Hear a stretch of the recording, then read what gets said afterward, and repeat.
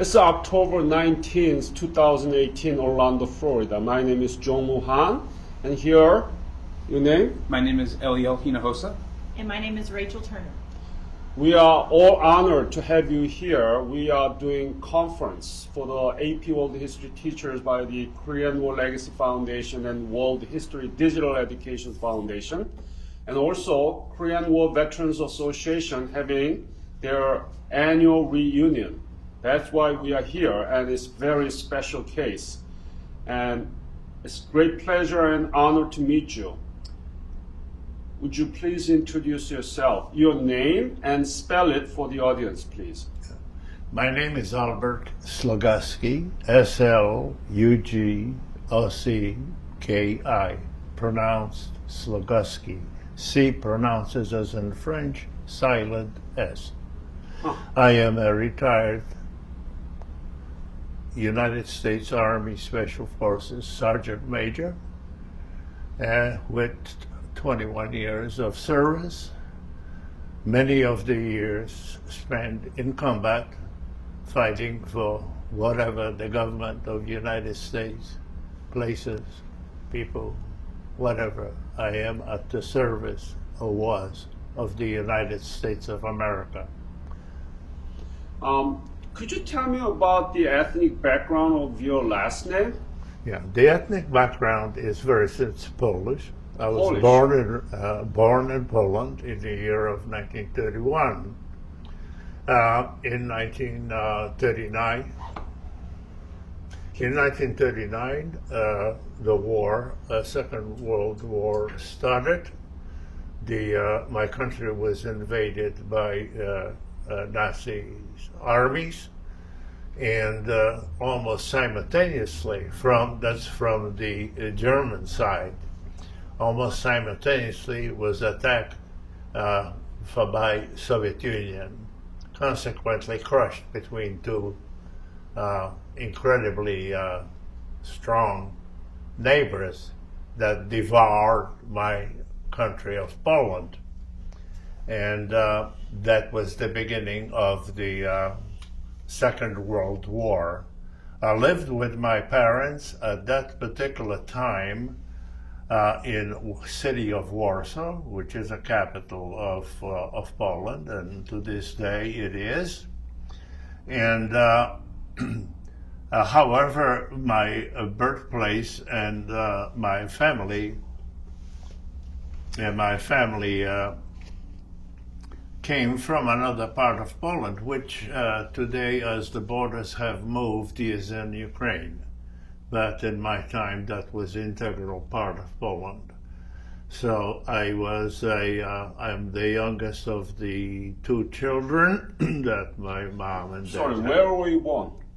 I was born in Warsaw, only by circumstance that my mom did not want to take a chance and have the baby up in the Carpathian Mountains where there were no doctors. So consequently, the entire family, since we had an apartment in Poland, moved for that period of time to Warsaw, and she had the baby. That's me, that had all the son. So what is your birthday then? My birthday is 29th of October, 1931. And the war started on September 1st, 1939. I think I was 8 years old or something like that. And for a while, Poland fought against the Russians and against the Germans, two giants. Of course, it was crushed, And Poland was divided into the areas of part of Poland went to Germany, the other part of Poland went to Soviet Union. Now you are a Korean War veteran, and Korea is just like Polish. It's Yes, like it's very Poland similar. in East Asia. Yeah. So, having served during the Korean War, and you have all this background about your own country, Poland divided and harassed by these superpowers, right and left, what do you think about the Korean case? The Korean case came to my attention where I had received orders to proceed, and I have volunteered to fight in Korea, and this was in 1950. However, by the time I was finished with the training and basic training in the United States Army, followed by advanced training, followed by parachute training, I was assigned to 187 Airborne Regimental Combat Team, a very distinguished unit fighting in Korea, together with the British Brigade. That was 11,000 people by that particular time. The 187 Regiment, the first Marine Expeditionary Forces. Marine? I'm talking about the units that went Right. into Korea. Mm-hmm. And so you had my regiment. There was Korean not Korean contingent, but British contingents, and United States Marines were the first ones, okay, outside of Task Force Smith. I hope I'm not confusing you. But anyways, by the time I got to Korea and joined that regiment, it was the winter of 51-52, actually in late January of 1952. We came in. My unit made 2 combat jumps, one in Sucheon, which is right outside of city of Pyongyang in North Korea. Before you get into the details, we're going to ask about it. But Sure. You jumped too much here. So you born in Warsaw. Yes. And then when did you move to the United States? I moved to the United States in the year of 1949, and having received a political asylum, I wanted to join the United States Armed Forces. And a short story, I volunteered for the draft. Instead of being drafted, I went forward, raised my right hand, and joined the United States Army for the specific purpose of fighting against communism in Korea. But that was 1949, right?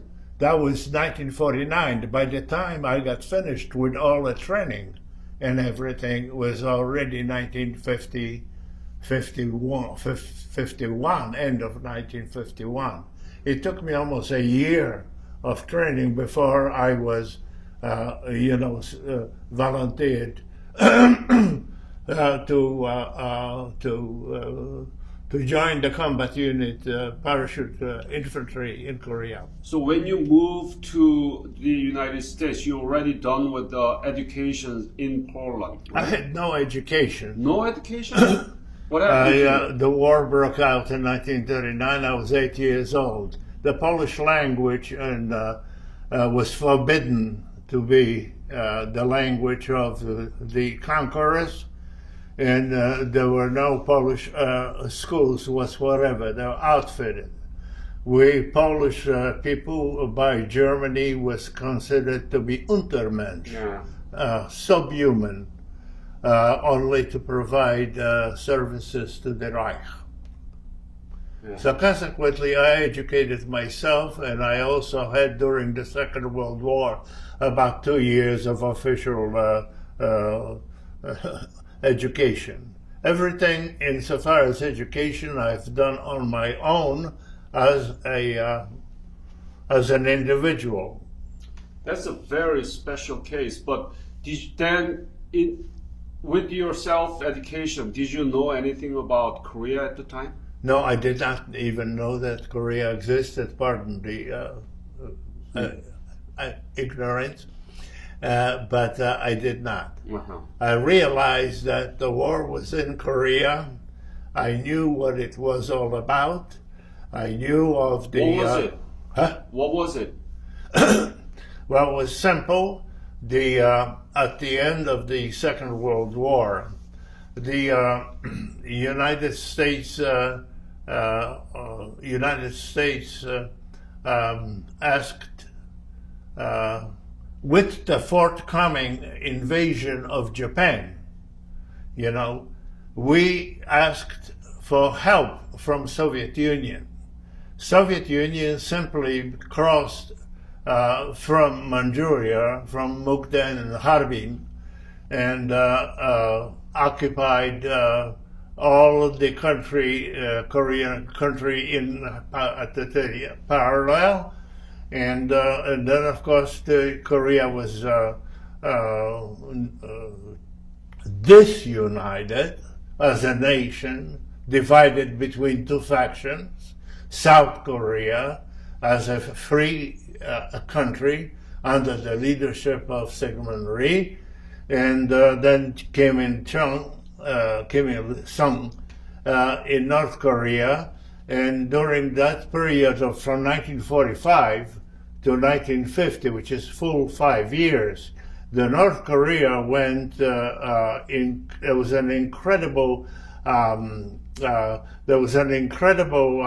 effort on part of the Soviet Union to gate Chinese to engage the communist brothers in in the north of the 8th parallel.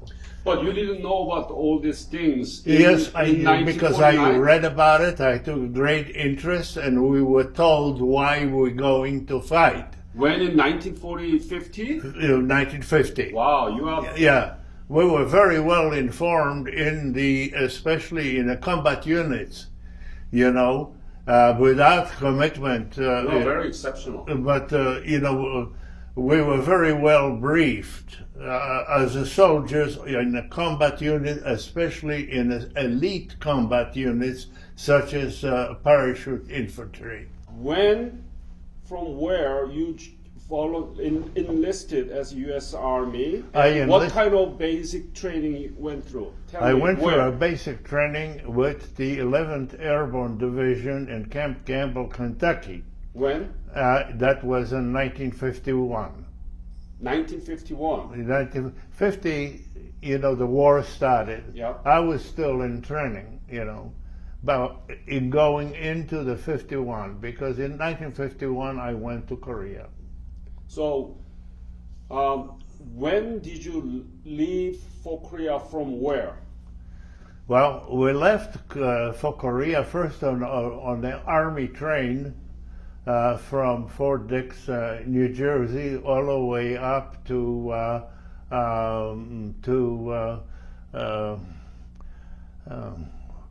the state of Washington, Seattle, Washington. Yeah. It was a U.S. Army train. Those days they had trains in military trains. It took us 5 days to get there, and then we were loaded on a troop ship and taken to Sasebo on island of Kyushu, Japan. There we were outfitted for combat in Korea. So actually, by the time I got to Korea, the first shot fired would be almost a middle part or late part of 1951. Do you remember the date that you arrived, and where did you arrive? Busan or Incheon? No, Busan. Busan. That was not. It was a Busan. Yeah. Busan, because Korea was occupied by Japan from 1905 until 1945. Korea was non-existent. That was part of the Japanese Empire, including Manchuria, at that time called Manchukuo, with the capital Harbin, and the last emperor of China, Mr. Pu, was placed as a head puppet of the Japan. And so anyways. When did you arrive in Busan? When? Yeah. Do you remember the month? No. Summer, winter? Winter. 1951 or Yeah. 52? 51. 51, winter. And because 52 we were already deployed. Yeah. My regiment was already committed. My regiment arrived in 1950. And my regiment participated in the drive north. My regiment was made a combat jump into Pyongyang in the place by name of Sukchan, okay? And they liberated the city of Pyongyang, cleared it, and waited there for a first cavalry division to come up 150 miles to us. So my regiment held Pyongyang for a period of I don't know, 4 months or something. For a very long time in the warfare, you know. And at one time there was a fear that the rest of the army could not link up to my regiment, and they were on their own. Anyway, they fought well and linked up with the 1st Cavalry Division, and then they moved to the place by the name of Daegu, reconditioned and recharged their strength, you know, and everything, and made a second combat jump on Good Friday of 1951. I forgot the day, but Good Friday, I remember it was in Munsani. It was on close to the East China Sea. And So I want to ask this question because you self-educated and you knew about the Korean history. That's a very exceptional to most of the American soldiers who were there. What was your first image? What did you think about the Korea for the first time you saw in 1951, Busan? Tell me honest, how did you think about it? well, to be honest and to tell you the truth, I found the country backward, horribly poor, horribly treated by still remembering the horrible occupation by Japanese empire. There were second-class citizens in Japan. They could not do certain things, own certain terrain, land, of anything. They were persecuted by Japanese, by the Imperial Japan at that time. Before that, they were also occupied by Chinese, you know. So what I am asked, what did I think? And what my personal observation was a backward country where all you could see, this was, I think, it was already cold, and it was like unbelievably poor, and also they had, hygienically speaking, you know, there was some rice paddies and the fertilizer and kimchi and things like that, and it was, but amazingly, you had seen people dressed differently. How could you get dressed in white, completely white clothes with the black conical hat, you know, looking like Lord Fauntleroy from England, you know, but is small, you know, and the shoes that remind me of a canoe, you know. And they were very poor, they were extremely poor, very, very badly dressed, you know, and everything. There was a gloomy situation. You know, the North Koreans have advanced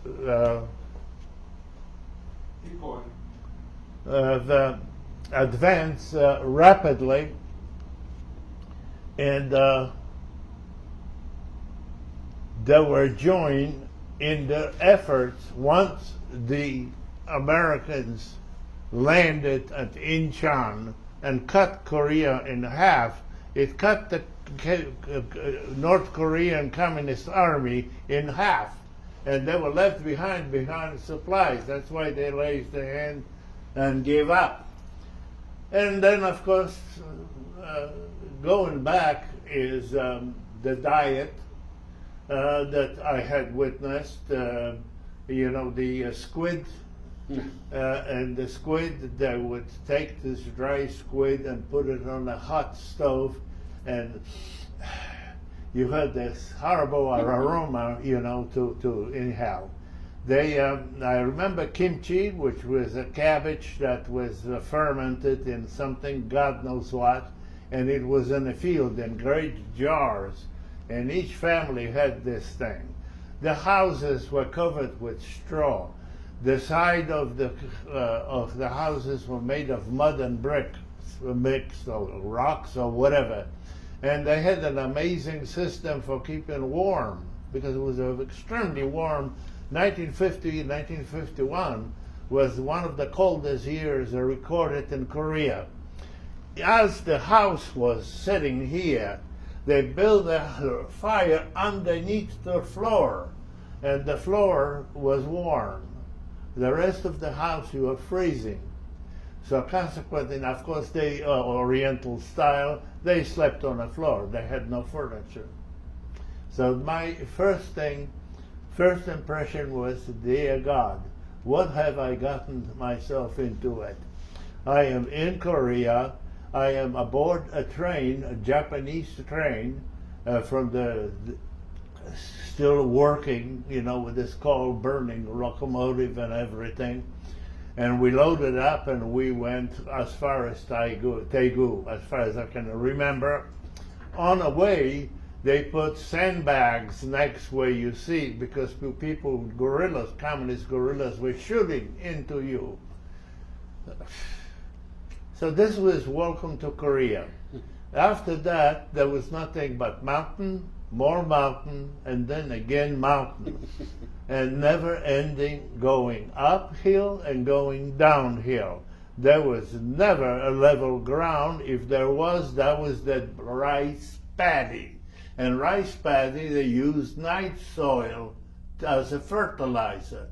So you can imagine the smell that the country.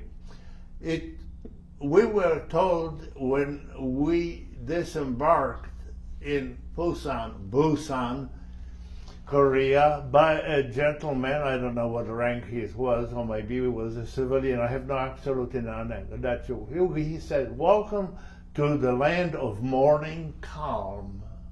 And that was the biggest lie ever, because there was nothing but destitute people, horrible war, horrible ways that the Koreans had to live, and that they were like it's going into the 19th century. Okay, but there was something, I hope I'm pronouncing this, because the first Korean I met was a translator, and we had a conversation, and I said, how can you people survive? They told me that because we are poor, because we were always oppressed, because we always were second grade people, we became very strong to maintain our nationality, although not being national, since the emperors of Korea, because Korea had also was at one time kingdom. And I called it the kingdom. They call it the hermit kingdom of the world. They did not like the foreigners, we were told. They disliked anybody that was Caucasians. They were into themselves, and they have developed into a very strong race of people because of the conditions that they had to live. Yeah. They maintained because I'm from Poland, I survived thing, and dictatorships and everything. I compare that to Poland. So, did you regret being in Korea at the time? No, I volunteered to fight. I felt this way. I came to the United States not as an immigrant, not to look for a good meal and a steak and a chicken on every Sunday. I came in because I was convicted by a court, a communist court, and I had to get out of Poland, and I was smuggled out of Poland. At that early stage, I was part of the movement against politics at the age of 14. already. At the age of 14, I went into the world. That was the last time that I had mother, father, brother, anybody. So, anyways, going back to Korea, this translator who, everybody's name was Kim. I don't care who it was Kim this and Kim that. Well, this Kim told me, I'm going to tell you something what made my people survive, because we had quite an intelligent conversation with this guy, you know. I did, anyways, you know. I wanted to know. I wanted to learn. I wanted to learn a few words. I'm an inquisitive type of a fellow. He says, I don't know if I'm mispronounced, Ju-cha. That is the inner strength to survive regardless of the circumstances that I was forced to live. This comes our strength. Self-respect.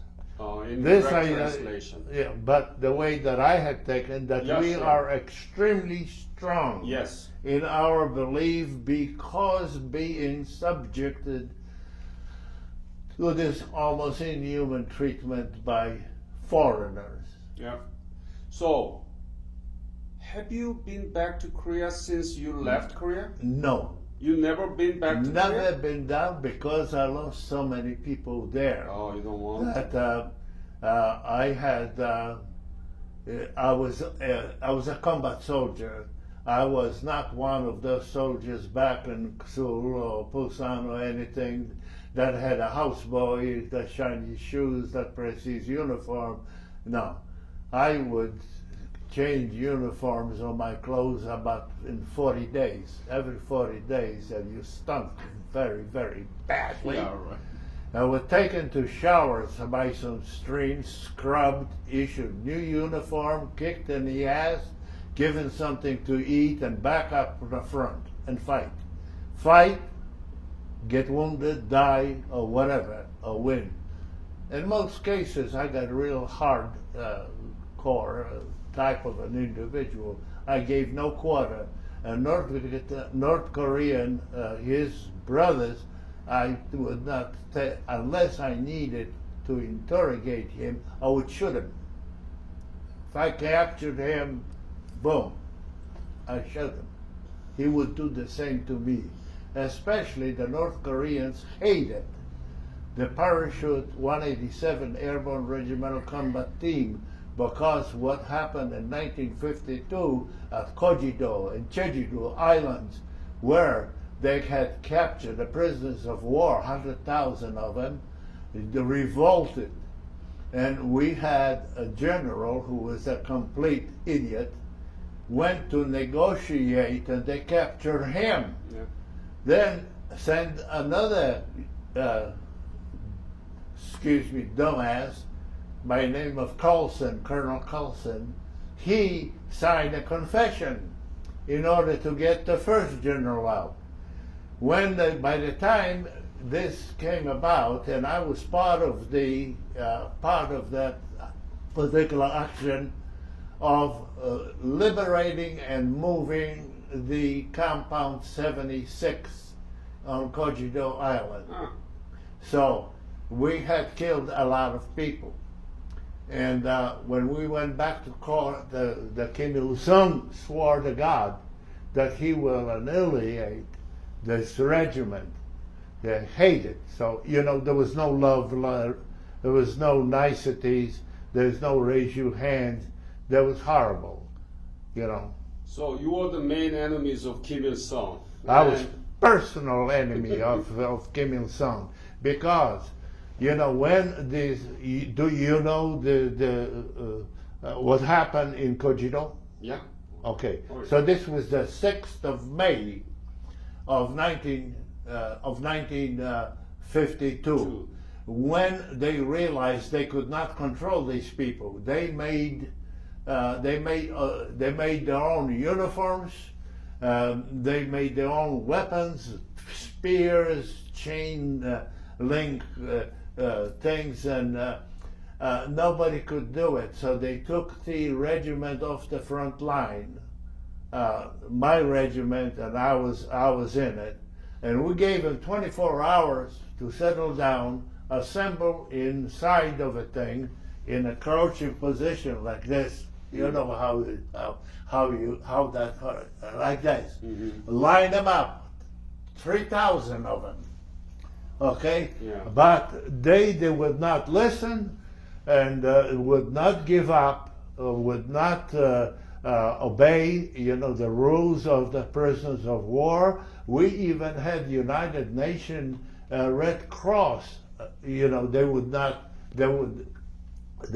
listen to him. So our regimental commander had orders from General Van Fleet to go in there and use whatever force necessary, because there were almost 100,000 prisoners. Some were for communists, some were against the communism, to control that. So they sent 1,000 paratroopers, and I was part of that. And we surrounded, and we told them by loudspeaker that they kept throwing rocks. You're going to have to give up, because we're going to have to shoot you. So what happened? How many people were killed there? Well, officially 136, unofficially 580 people that were killed that day. And then the 3,000 that was in there got up and sat down and raised their hands, and we had no more problems. Then we went to a next compound, compound 62 or something, I don't remember. We told them, you see what happened to your brothers? Do you want the same treatment? If not, obey the Red Cross, International Red Cross conduct. We feed you, we take care of you, with everything. You are a prisoner of war. But if you attack, if you act like your brothers, you're gonna die, because these people will kill you. What happened? And we had no more problems. Oh. And then we went to Jeju-do. Jeju-do is a small island. This is where the hardcore Chinese communists, because China joined their brothers, the North Koreans, in the war. Am I making any sense? I don't know. I'm just relating as it comes out of my heart, Went over there, and we told them we did this and this and that. And they said, okay, we will negotiate only with the officers and the political commissars of our unit, hardcore communists, all right?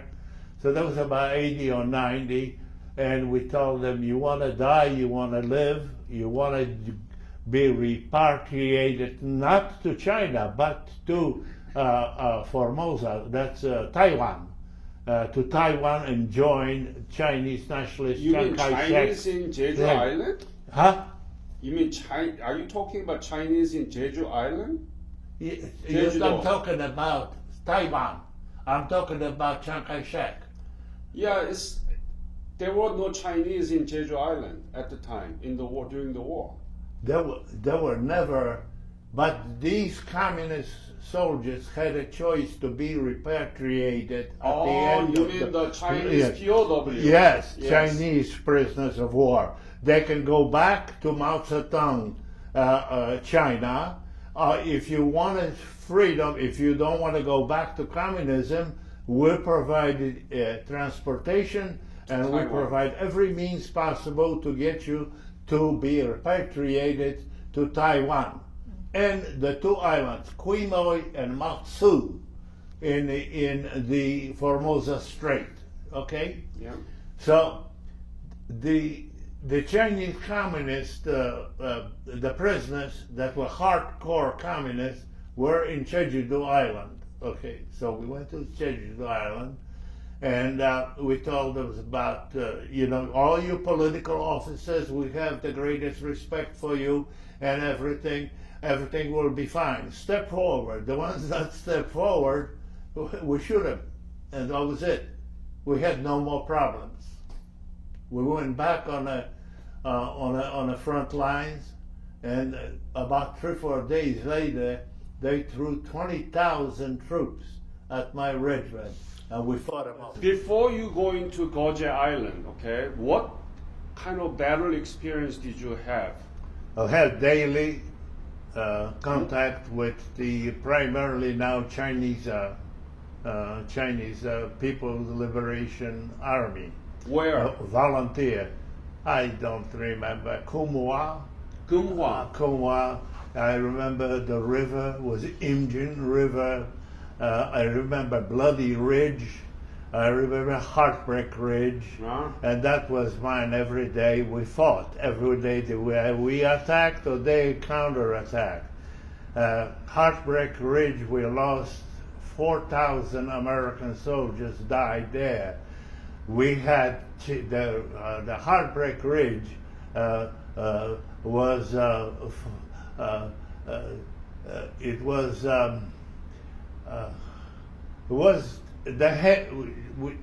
it changed hands 3 times. They pushed us off, we counterattacked, they pushed us back. The Chinese did not have radios. They had bugles. And they had bugles, to communicate. Once we learned what each bugle meant, we knew what the Chinaman's gonna do. It doesn't take super intelligent people to figure that out. So we know the attack. We know to move back. We've learned very fast, and there was a daily contact. So you mentioned Gunghua. That's a part of the Cholwan. Iron Triangle. Yeah. You're talking about Heartbreak Ridge. Yeah. That's one of the farmost front line where that has Bloody Ridge was even bloodier. So many because casualties.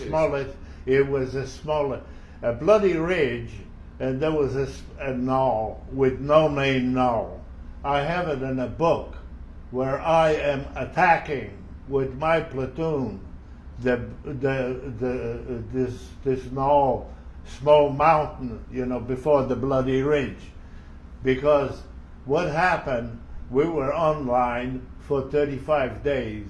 Then the South Korean army rotated, and we went to the rear to wash, to change clothes, to breathe, to smoke a cigarette, one of these things, rest, okay? As we were on the trucks to the rear area, the communists attacked that knoll and took it from the South Korean army. So what did they do? They had nobody else. They turned us around, and the people you're talking about folks getting pissed off, really, all the dreams and everything. We went right back, and that night we got in a position. Of course, we knew because we just left it, what everything was. We attacked, we counterattacked. This is where I am credited with killing 36 Chinamen. Wow. Tell me about that day. Give me the detail. Where was it? Was it? Look, come on. Yeah, you're from Korea. Everything is mountains. Everything, it has a strange name. You cannot read it because it's in Korean script. But you can still describe the situation more detail. Well, I'm just about, in your skin with it. Okay, I can remember sitting, crouching with about 400, 500 feet in front of me of the now Chinese communist positions, which South Korean army lost, and they are in there, and we have to take it back, okay? And it's miserable. You sit and you don't dare to move because people can hear you. People are, they're very good soldiers, and then there was a preparatory artillery prepping the little knoll, At that time, we got up and we went and jumped into the trenches. half of platoon went to the right, the other half of platoon to the left, and we start clearing it. And they were surprised. There was most of them were sleep in the bunkers, you know. So you open and you see group of people. What do? You throw the grenade and close the door. Boom, and you kill a whole bunch of them. Wow. Yeah. You still remember that? Oh yeah. And what happened? They threw a grenade, concussion grenade, Yeah. and it knocked me out. I don't remember nothing. Oh, on that day? Okay, well, I'm telling you, I remember nothing. I remember waking up with something on my head wrapped around, you know, and I came to and I look at my tag and it says severe concussion, you know, do not move, you know, and everything. I took the bandage off, the tag back, and I went back to the front line to my troops. I just barely, and they were asking me, I had captured a Chinese hat, you know. I put that hat to hide the you know, and I went back to my platoon. I found out my platoon sergeant was killed. He was also from Poland.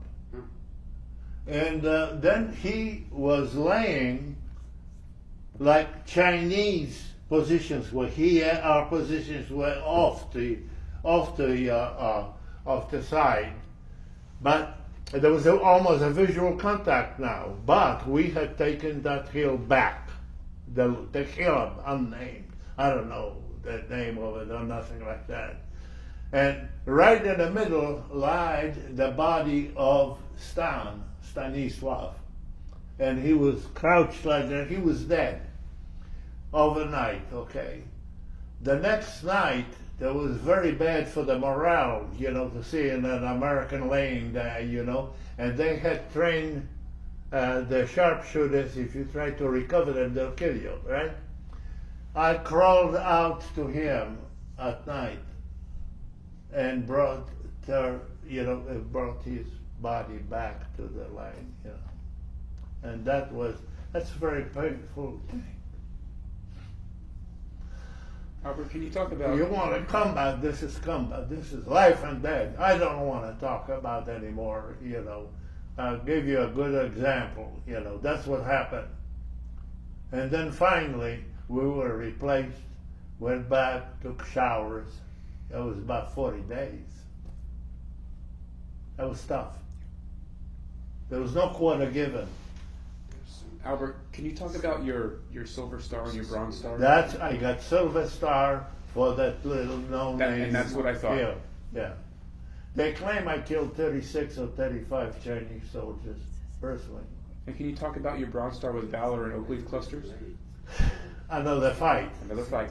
Another day, another fight. You live from one day, you thank God, and you get up, and the next day, you thank God for another day. You don't think about anything else in the world. Nothing exists for a soldier on the front line that is there to kill or to take a prisoner. But there was no prisoner for the Chinese. There was no captured man. They were immediately executed because of what happened in Kojido. What was your unit? 187 Regiment, and then what company? Okay, when I was wounded, I didn't consider this. You know, I was knocked out. You know, big deal. Okay, so you know, about couple of weeks later, I was wounded, and I got carried out. What is your unit? Huh? Okay. I was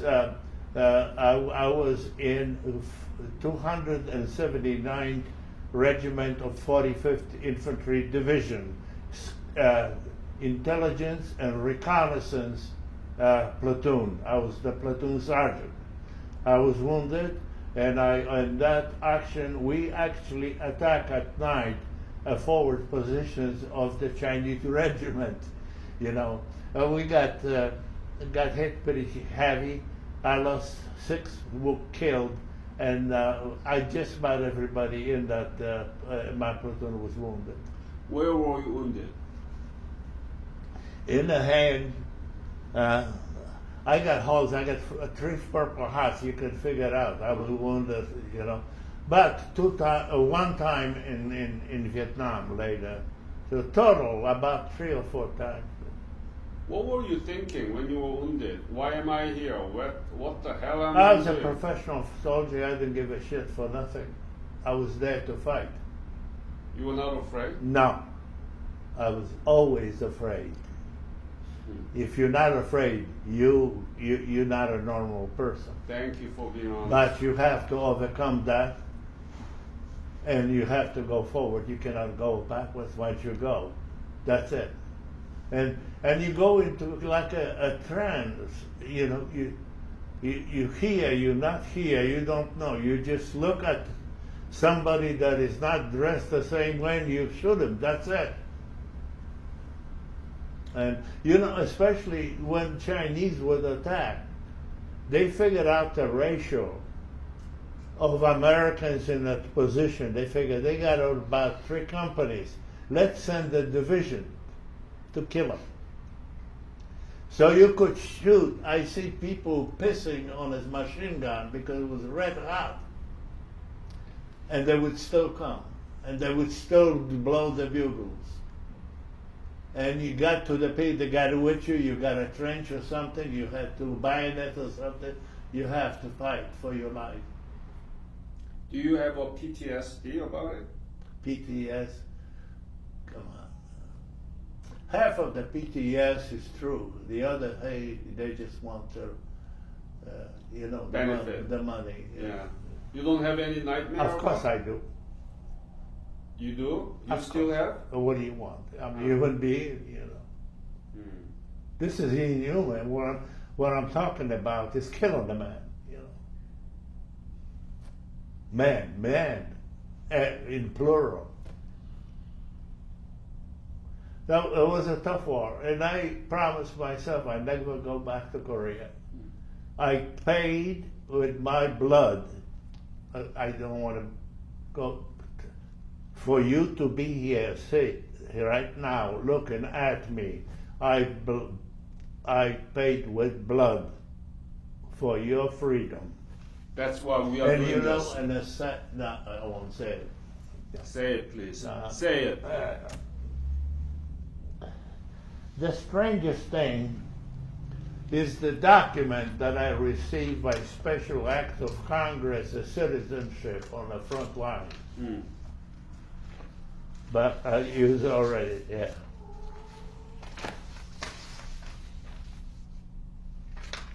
You want to read it? Yeah. Yeah, please Look at read it. it. I No, no, can't because I'm gonna fall off the chat. By special act of Congress, I was made a citizen of the United States in Korea. Oh, A you know- magistrate, yeah, in the a family. judge, because I was written up, you know, thing. The judge had to fly from United States to Seoul, Korea. He did not like to do that, you know. And they brought me from the front lines in a jeep, and I drank half a bottle of whiskey, already celebrating. And the man came and he says, I want to get rid of this assignment. Please accept this and swear, raise your right hand. You're hereby a citizen of the United States. But I have no pictures if you notice. There was no photographers. They were afraid to get up there.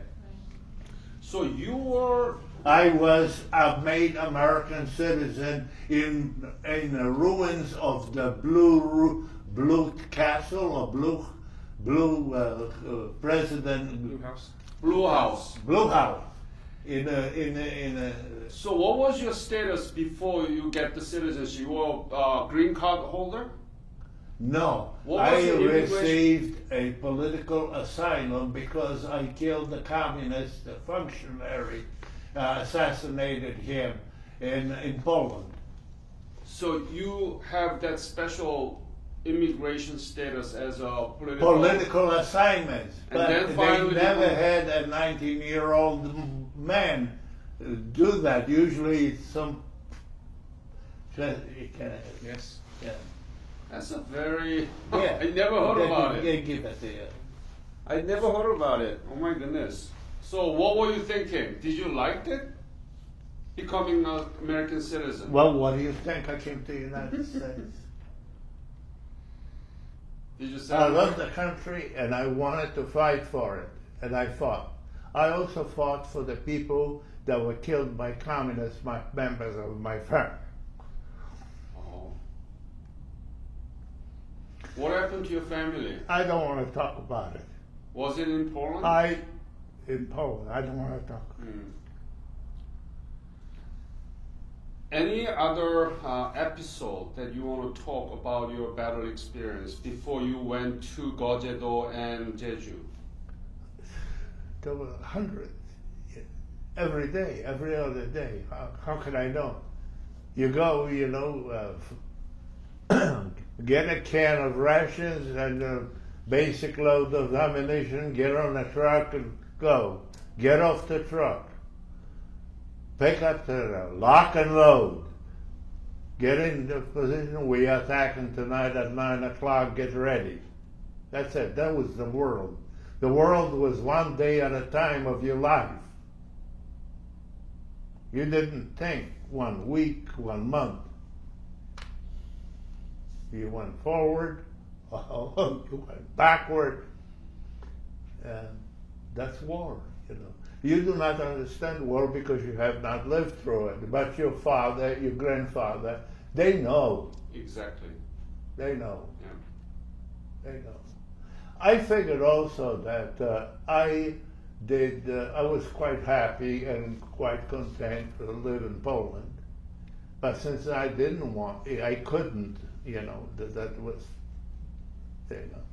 I picked on the United States. But I didn't come for bread. I did not come for free meal. Nobody gave me a $100 bill. Nobody gave me anything. I had $5 in my pocket. When did you leave Korea for the last time? 1954. And when you came back to the United States? We came back to Hawaii for a little while, and then I enlisted for Special Forces and paramilitary of the Central Intelligence Agency. So you were one of the first special forces, and it was created in 1952. 1952. The first one, I give you, Special Forces were in Korea, except I did not know. There was a unit.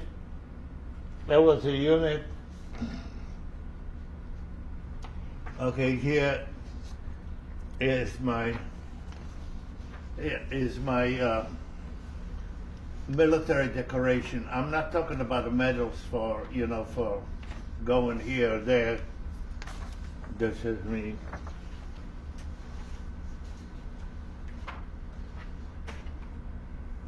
This you already have.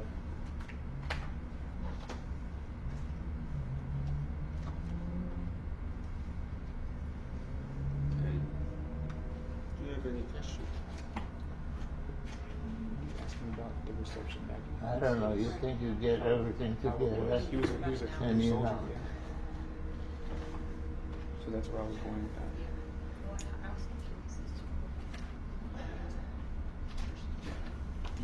This is some of the press releases, on.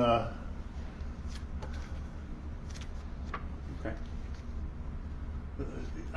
There should be a copy there enough for all Okay. of you.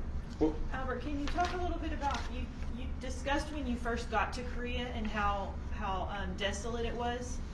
Was it similar when you left? I don't know, because I was evacuated, my unit was evacuated at the end of the war, and I stayed behind on DMZ, another thing, and we went to Sachori. Sachori is a small port and it's outside. It's just a port. There was no people, nothing there, and there at anchor stood a troop ship. So what did I say? Nothing. The same mountains and mountains and mountains. And what was your reception like when you came back to the United States? Oh, at that time, that was very good. Yeah, you could go to East, because I came in a service in New York City, the Battery Park #1, and sailed from Staten Island on a troop ship to Korea. No, that was the second time. But it was 2 different times. Anyways, I don't know. I get a little bit confused now. It's coming to me too, so nothing special. Yeah. Do you know, have you followed up with something happening in Korea? Its economy, its democracy? Yeah, Do you you know said- what's going on? You're selling us Yeah. refrigerators and cars, and you're very affluent, and you very work, well, anyways, you built something, you built a nation, but with help of the United States. Because if the United States would leave, they would take, what's the, what is his, Kim Il-un? Kim Jong-un. Kim Jong-il will be in South Korea drinking beer. When you left in 1954, had you ever thought that Korea would become like this today? No, Why not? because I don't remember Korea like that. I remember Korea as I came in. I see no change. There were people. The roads were always full of refugees. As the front moved, they were going up or they were going back. They were going back. They were coming back on Han River when they blew that bridge. The half of Seoul drowned in Han River trying to get the hell out of there. So what do you think about what's happening now in Korea? Korea is 11th largest economy in the world. It's one of the most substantive democracy. I'm 50 going million. to tell you something. I'm going to tell you something. About 10 years ago, I received a mimeograph, like thank you note from some president of yours. Most of your presidents end up in jail anyway. Yeah. Okay, so a mimeograph thing, thank you for your service and everything. And a little plastic bag, a little plastic container, in it was a little medal. And on the medal, they have a bullet. So it says, you know what you can do with that bullet? You can, up your butt, And so I figured they spend maybe $1 or $2. And that made me very bitter. That is this the way that Korea says thank you for your blood? You think it's right? You're Korean. What do you think? Tell I me. think they're cheap and they not in the, and they want to do something to insult me. I would appreciate to hear from Korean thank you. I never did. That's why Korean government has run called a revisit program. Revisit is something is to see how successful you are. Revisit is first of all, it's not free. They charge $450. Then you have to buy your ticket because your government is too cheap to pay for it. And then you get into Korea and you're taking there. Goodbye. Here's a bowl of kimchi. and Bulgoki, Yeah. and Bulgoki, now go home. Is that the way it should be? I'm not talking about, all these fat cats that never seen a bullet fly around. I'm talking about combat soldiers like myself. No one said thank you. What do you mean? No one says thank you from Korea?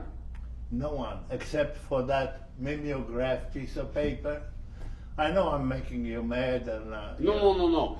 But I think, Korean government paying a lot of money to bring Korean War veterans back to South Korea. They pay half of international airfare. Everything else is covered. Why don't you pay full fare? That's That's only one more refrigerator. But they have run that program since 1980s, and there are so many Korean War veterans being in Korea.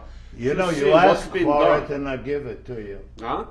You ask for it and I let you have I it. know, yeah. So that's why I'm just telling you about the programs that Korean government is running. Good to be honest, and I think you made a point. So, are you? I don't want nothing from Korea. But I think that they are obliged to pay for the blood and 36,000 American soldiers Absolutely. that died Yeah. for you. That's why they are running those programs. You may not like it. I don't like it, and quite frankly, even if it was free, I wouldn't go back because I did my thing. I feel personally that I did something good for you, for your country. That's all. Absolutely. Yep. But the problem is, even American history textbook doesn't talk about this. It's been known as a forgotten war, Welcome and they to the don't United really. States. Yeah. So that's why we are doing this. Yeah. We want to preserve your memory, direct witness, and your honest opinion about how you've been treated by the Korean government.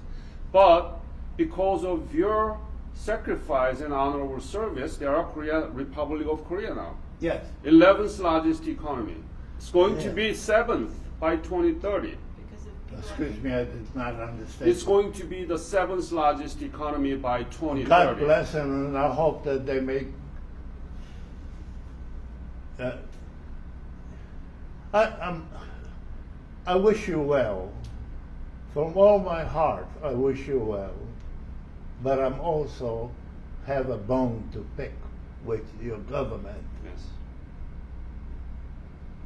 All it takes is to say thank you. But don't send me a little plastic box with a phony little I got enough shit on me. I'm a plain spoken person, Yes. And I appreciate that. and that's all there is to it. I was looking forward to speaking with someone like you. Obviously, you're a gentleman, you're well dressed, you're intelligent, you're well educated. You know what I'm talking about. Oh, yeah? It's what you hear from me from my heart. Yes.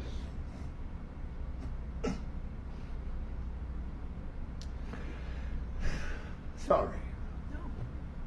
That's why we are here. We want to listen from you, and I want to say thank you.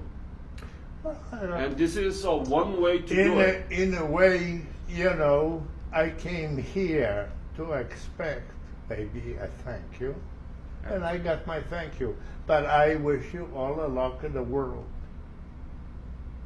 And way that I want to thank you is not just say thank you in before you, No. but You understand, and I understand what we mean. But there is that little bitterness. bitterness, But the way that I want to thank you is to put this interview of your honest opinion into curricular resources, so that the teachers that you saw downstairs, they can talk about the war that you fought and the outcome came out of your service. That's my way of thanking you. Well, I accept you thank.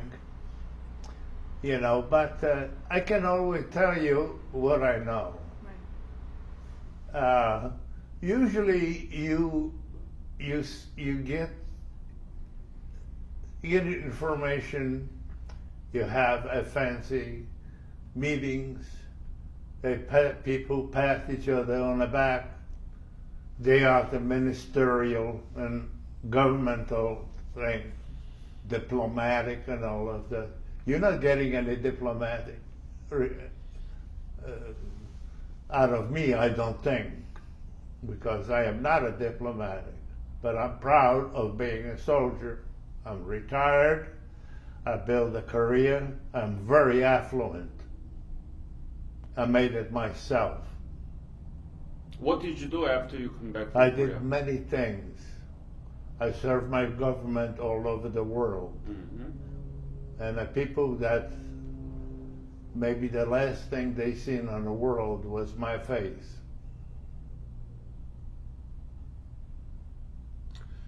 What do you think is the legacy of the Korean War? The legacy of the Korean War is, first of all, our president is making all kinds of conversation with a rocket man, you know. Rocket man is a very shrewd person. He is surrounded by people who I don't think that he'll give up anything. He will take from you and he will cut your throat if he gets a chance. He's not going to give up easily of what No. he has. No, There's too much hate. I know. And this is again the Jew check. Yeah. Juche. And that's what Kim Il-sung said That's their in main 1946. ideology. Yeah. When he came out of Manchuria, when he came out of the Kuznetsov military academy in Russia.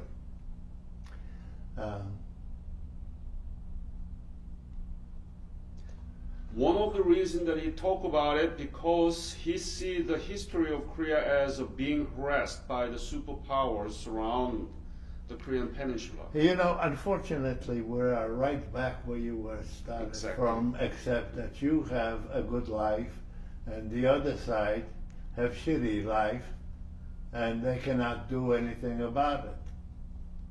That's why even in Panmunjom used to be during the days of the kingdom of Korea dynasty. When they traveled from north, they would stop overnight at Panmunjom. That's what it means. Yalu River means green river in Chinese language. Yalu is green. I don't know about that. But anyway, Well, Any in question? Mandarin Chinese, I have a knowledge of up Ropgang, that's Yellow River. Yalu. Yeah. Do you have any question? I wanted to know about, because I think we touched on it, but we didn't really talk about it when you came. You're a career soldier. Yeah. We talked about that. We talked about it in 1952, where you joined the Special Forces when you came back from. No, 54. 54, you joined the That Special was Forces. delayed because I had to take, as a first sergeant of a company, I had to take that company, convenience of the government, to Hawaii. What I want to know is, what was the reception in the United States of what you had done after you came back from Korea? What do you perceive it was in comparison to what a World War II soldier would have had when he came Well, back? nothing can match the victory of the Second World War. Korea is a peninsula divided into two halves, just as they were divided 100 years ago. One part of it is incredibly beautiful and good life, and rightful countries of South Korea, and the other one is a horrible regime that to this day has concentration camps. The people that you will meet here, I think, they don't know too much about the background. They did went over there because they were sent there. They fought, they did their best, they came back, they got this little blue jacket they wear, they're very proud what they did, and God bless them. I'm a different man. I came from a different world.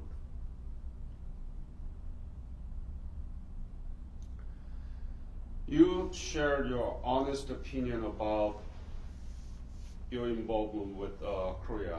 Now, what is Korea to you now personally? What is Korea? I think You Korea. didn't know about Korea much. Well, there are two Koreas. Which one are you talking about? There's only one Korea geographically speaking. There is only one peninsula. It's like a pistol poster, like a pistol. Or like the dagger. Straight at Japan. Japan is deathly afraid what's happening in Korea. Mhm. So now, after all those years, what is Korea to you personally? I think that South Korea, if you permit me, I don't want to insult you, there's two Koreas. Yeah. Your Korea is a wonderful country. It has incredible future. And I think that I just hope that it's safe. I'm afraid for the safety of your country You still because worry about America it. would not help you. As long as there is 32,000 American soldiers of the 2nd Division and everybody, he won't do anything. But if they leave, it's just like wolf looking over the fence and he's got nothing and you have everything. I hope you see all the success in the world. What I did over there, it's not in vain. Never. No. It's a good thing, I feel. I feel I was doing something good for your nation, for you people. Regardless if they say thank you or not, I'm proud to be a Korean veteran.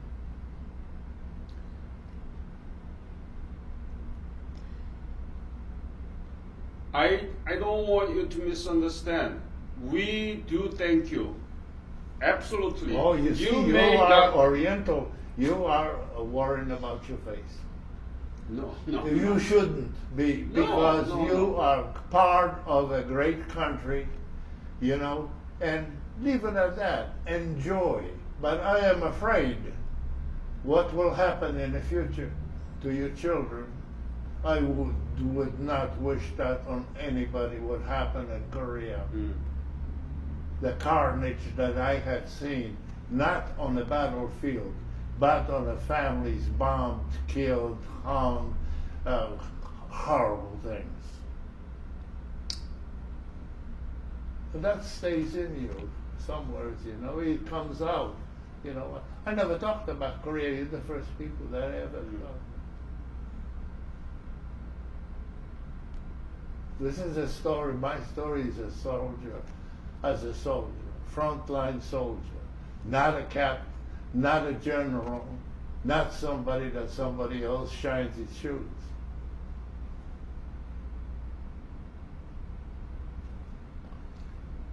Really, I appreciate that you are sharing your story honestly and straight. And this is my first interview ever out of, say, 1,000 interviews saying that you never received the thank you from Korean people. That's really sorry. That bothers you. Yeah, it really bothers me because. I told you the truth. Yeah, I could have said, listen, yeah, you can bullshit somebody, but there is nothing there. It's the truth. That's how I feel. But I want you to know that I thank you sincerely. And that's why we are doing this. So that's the only thing that I can say to you. Uh, uh, okay. If I didn't come over, I've noticed, this invitation, I wasn't about to come over here. Not, no, I have an invitation to lay the wreath personally on a Kennedy's grave. I buried the President Kennedy. I am one of the 40th Special Forces that the Kennedy family requested that they would bury the president.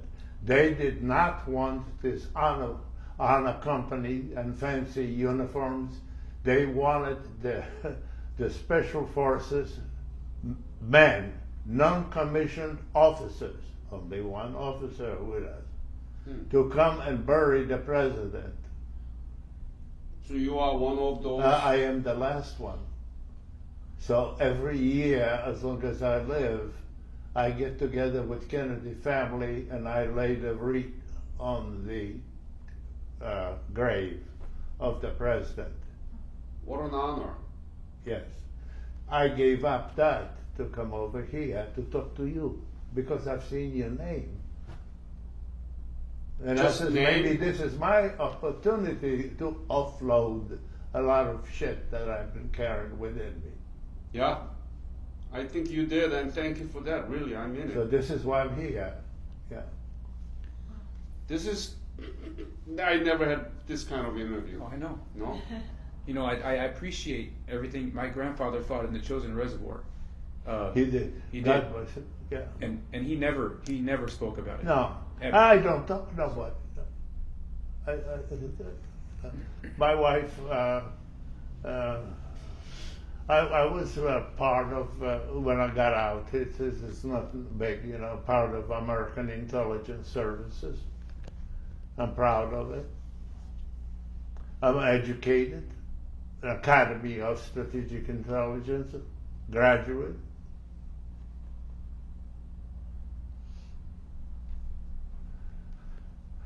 I don't have anything else for you, but I do have for my man. I'll read about the command. Okay, this is just. I was even in the movies with Robert Ryan. You know Robert Ryan? No, Robert Ryan. Movies, pictures. Oh, I've heard of those. Yeah. Okay. Is this book all about you? Huh? Is this book all about you? Yeah, you should buy it. I will. The retinue. Then my latest thing is on my own ship on the Amazon River. See, there's a captain and his ship. Oh wow. For 20 years. I think this is for you. So But the book is for you. right. As a gift from me to you, personally. You read about my life. I think you will. I don't know what if it you want is, me but to sign it, give me the pen and I'll sign it for you. absolutely, it's my honor. Please do so. I'll bring the pen. Please ask a question.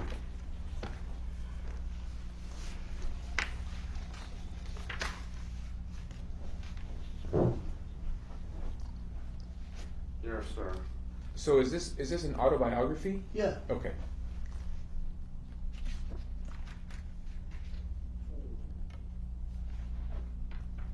This is my CIA identification card. And when did you serve in the CIA? In Vietnam, In Vietnam. paramilitary. So when did you go to Vietnam? Pardon? When did you go to Vietnam? 1958. I came back in 1970. Did you go as an advisor at first? No, With the I went CIA? to Special Forces as a Special Forces operative.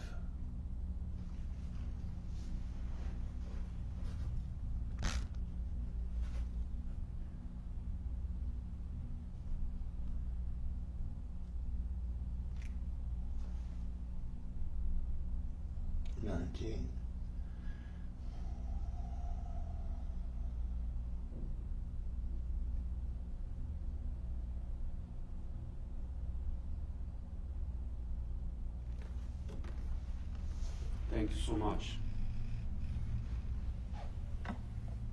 Thank you. And the pen. Take the pen.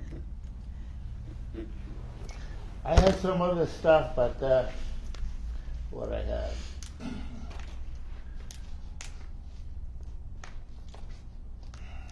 God, it's Are these Albert? Are these pictures of you?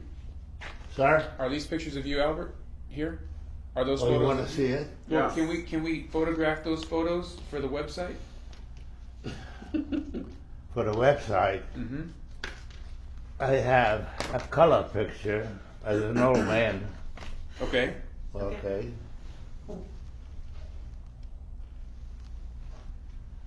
What is that big picture? So what's the big one? Come on. Hey.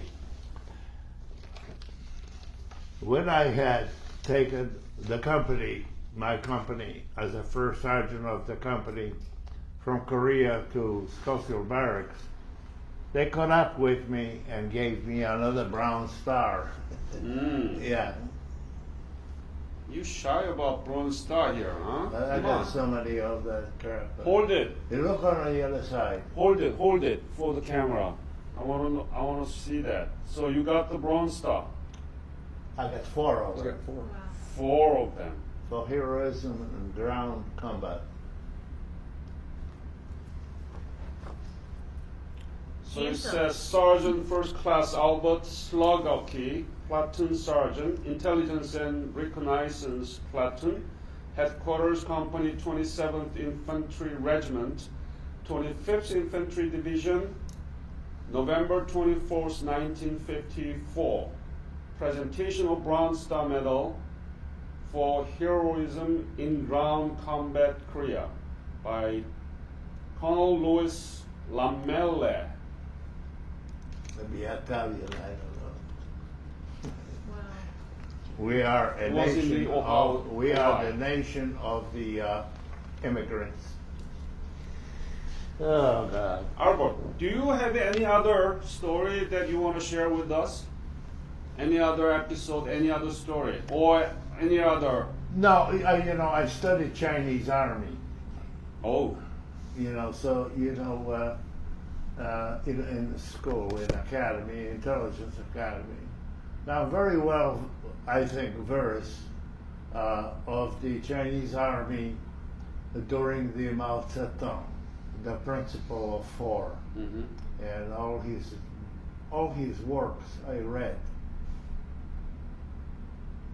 Yeah. Because you have to know your enemy. Yep.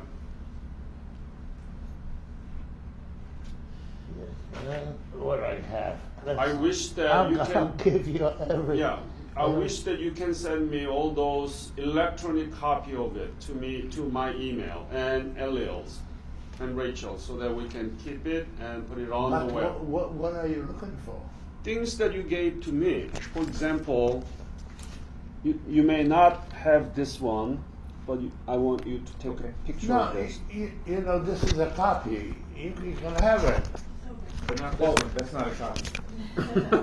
But what about this here? This This is document. yours. Dr. I Howard, you know. can always scan them in. Okay, then you scan it. Okay. I gave all of you have the same thing. Yeah, I can get those electronic. Yeah, we can scan them and then convert them. Good. Right.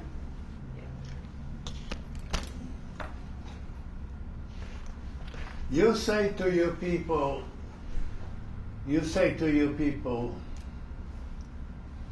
God bless you. God bless you, your country. You are saying to us now. Yes. Yes. I'll give you. Thank you. Thank I you for hope your that blessing. God bless you We need it. and your country. We need I'm it. not a religious man, but I believe in God. You believe in God? Yes. That's it then. So I wish all this for you and your country. Thank you. Great. Any other?